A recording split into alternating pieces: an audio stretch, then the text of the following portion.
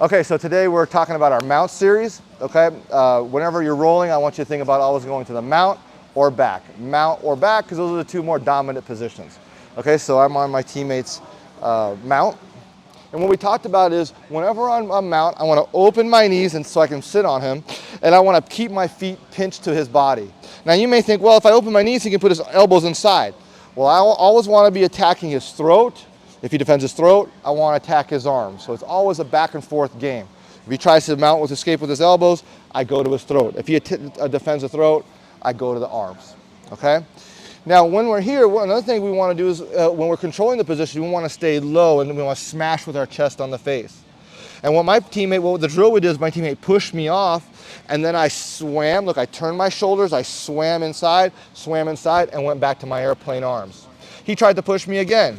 I turned the other way. I swam inside, airplane arms. And then what we're going to work on is our cross collar choke. So, step one. My thumb is going to go inside his collar, and I put my elbow on the mat, my knuckles on the mat and my elbow on his chest. I like to have my thumb inside. Some people like their hand inside. It's personal preference. I like thumb because I get that blade nice on his throat. And my elbow's down, and most times people are going to grab my arm to take the pressure off their throat.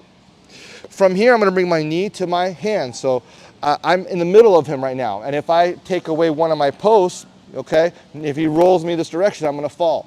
So I need to off-balance myself by bringing my knee high and my foot stay connected to his body. Now you can see I'm off-center and I'm leaning on this hand. So if he tries to mount escape that direction, I'm not going to go. If he tries to mount escape this direction, I'm not going to go because I have my kickstand.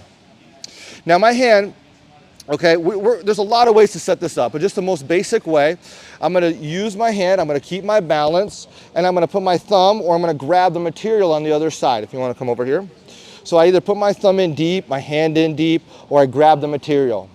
When I'm ready to choke, I don't want to go back in the middle and put my head over his head, because then he can roll me in either direction because I have both arms trapped.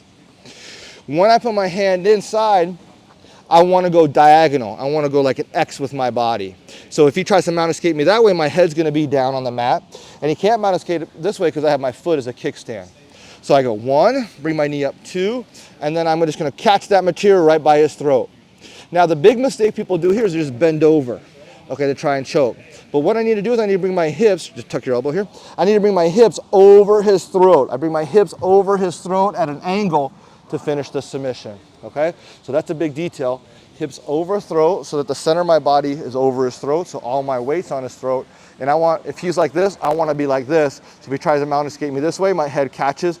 If he mount escapes me this way, my leg catches and I won't fall off.